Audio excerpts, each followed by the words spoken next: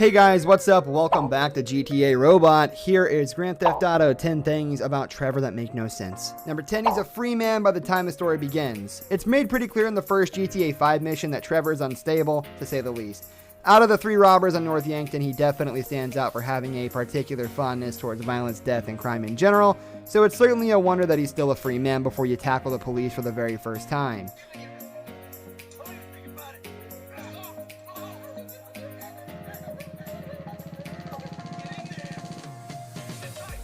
Number 9, his lack of intelligence for a military man. At one point, the killer claims that Rome is somewhere in America instead of in Italy. This is basic geography, something even a second grader probably knows. So America and Rockstar's games must have a pretty easy checklist when it comes to letting people sign up to fight for the country, because Trevor just doesn't seem like the ideal candidate to be involved.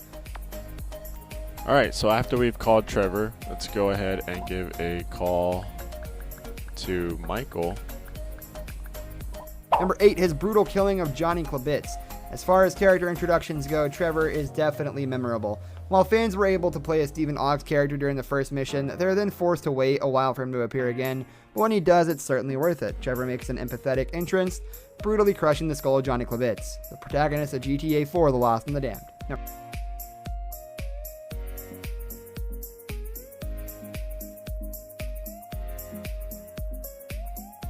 7, Martin Madrazo letting Trevor go. Martin Madrazo isn't a man to be trifled with within Los Santos. This is something Michael DeSanta finds out for himself when he tears down the gangster's house, thus becoming indebted to him in the process. But Trevor does something far worse, abducting his wife Patricia and forcing her to stay with him in his horrible cesspit of a trailer. After Trevor allows Patricia to return, fans could have been forgiven for expecting their feud to rumble on, yet Martin, in a surprising turn of events, decides to turn the other cheek and let everything go. Given he's a man with a fearsome reputation, it's certainly out of character and is a move at odds with his whole mentality. The meltdown. Meanwhile, I can use that to get your wife. My wife got screwed by a yogi. And now I'm getting screwed by a yogi? Why the hell not, gorgeous? Number 6, letting Ferdinand Karamov go. There have been some pretty controversial moments in Rockstar's titles over the years, and by the book, is definitely up there with the very worst. To put things simply, Trevor is forced to torture a man named Ferdinand Karamov under orders from the FIB. It's pretty gruesome, with players forced to use a series of tools in order to get the job done. What do you want? Just tell me what you want. Man? Please, look at me, please. How many volts? Number 5, Trevor's roles. Trevor, as mentioned above, is the most violent character in Grand Theft Auto 5. That's a mantle that takes some pretty strong competition to obtain too, when you consider the other loathsome individuals within Los Santos. Yet when it comes to the heist missions, he's forced to take a back seat in 3 of the 4 he's involved in. Given killing people is potentially his biggest strength, that's definitely confusing.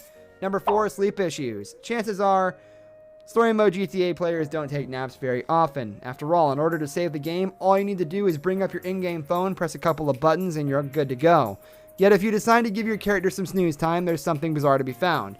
Should players sleep as Michael or Franklin, time goes forward 6 or 8 hours. But if Trevor puts his head down, players actually miss 12 hours of in-game action. One possible explanation is that as an addict to methamphetamine, one of the withdrawal symptoms is sleepiness, yet the only falls under the possible category.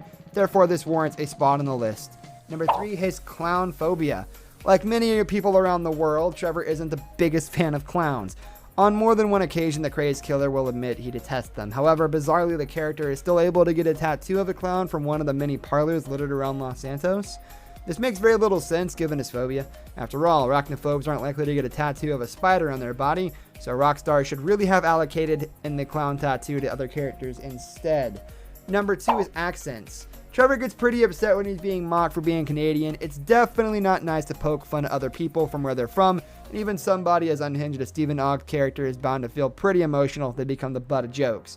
Except he's majorly hypocritical because Trevor himself does the same thing to other people within the game world. Number 1, Trevor and Michael's overall friendship.